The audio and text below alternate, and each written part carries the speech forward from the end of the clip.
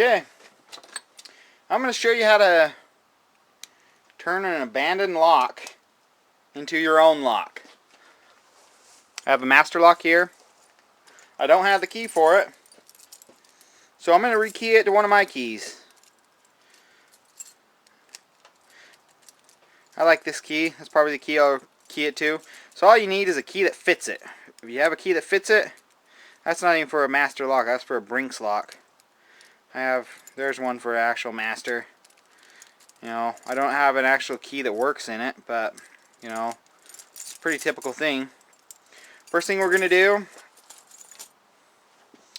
is pull off this little plastic decorative emblem thingy. Kind of just sits in a groove. The way these locks are constructed is they are just a whole bunch, as you can see, they're just a whole bunch of layers of steel, and they just have different holes cut in them, and then there's just a rivet that runs from the top all the way to the bottom, and there's the head of the rivet. So first thing we're going to do is grind off the rivet.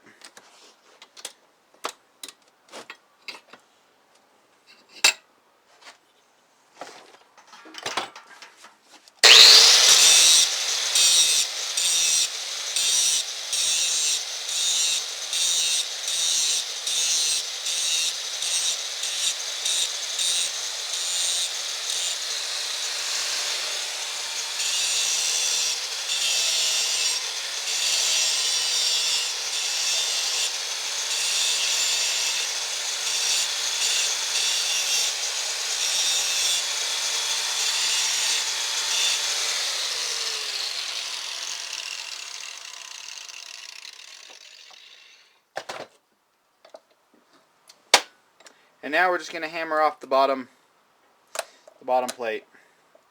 The easiest way to do that is with a screwdriver and a hammer.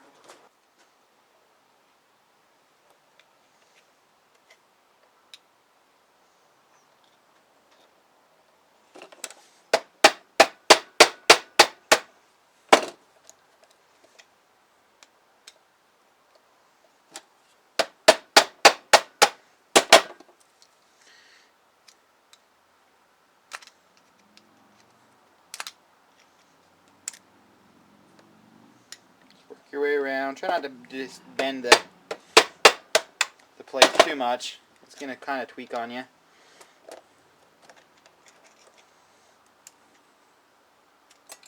There's our lock cylinder.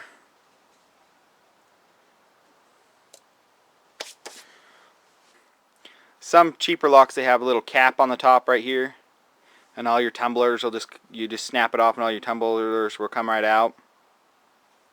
The master locks, they like to actually encase them, so you can either grind off the top, pull them out, pull your springs out and your tumblers, and then redo it. I'll just grind off the top real fast, do it, and then smash down the top again so it holds in the spring. So I'll show you how to do that. This is really soft metal, so you got to be careful.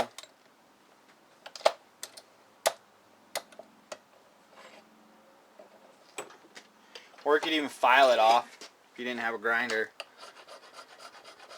because you don't want to go too deep.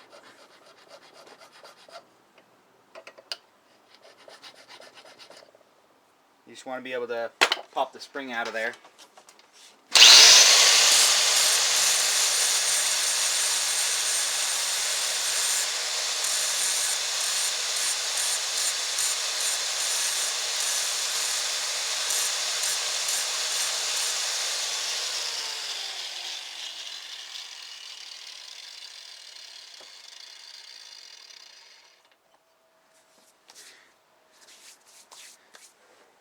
There we go. I ground it down until I could start to see the metal dimple back in. I don't know if you can kind of see that. So the spring's ready to pop up. So now you got to be careful that you don't lose anything. So I'm actually going to take a small screwdriver. I'm actually going to break the metal surface I got. and try to pop up that spring.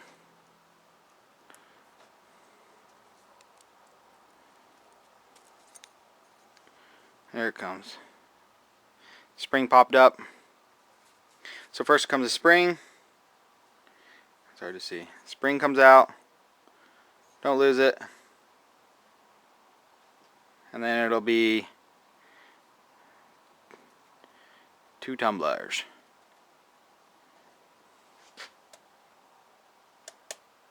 1, 2.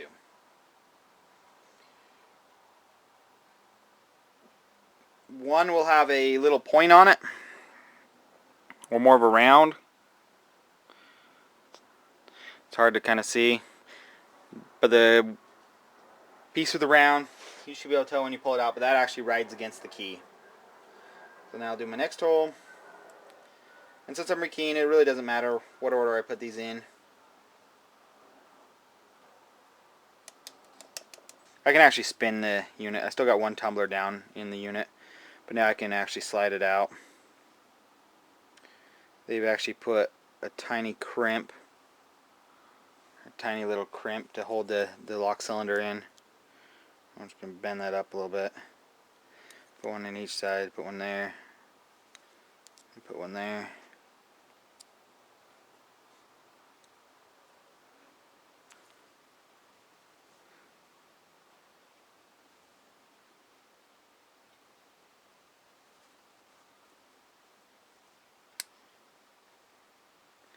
The cylinder pulls out. There's my last tumbler. It's just sitting down in there. It's hard to see. You can see it, so I'll just knock that one. Well, I can leave that one in. Now the idea is to take the key you're going to use,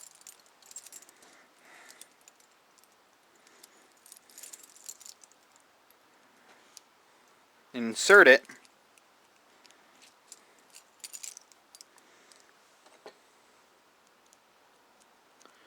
and the idea is you want all the tumblers to be level or higher than your cylinder.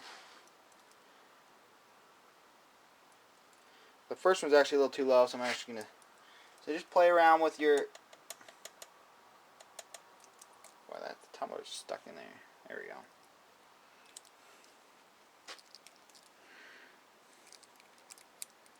That was a little low. I'm going to put it in a different hole. Okay, now it's sticking just a little bit up. That's exactly what I want. I'm going to take another one that's a tad bit longer. I'll try sticking that in another hole. And that one's like perfect.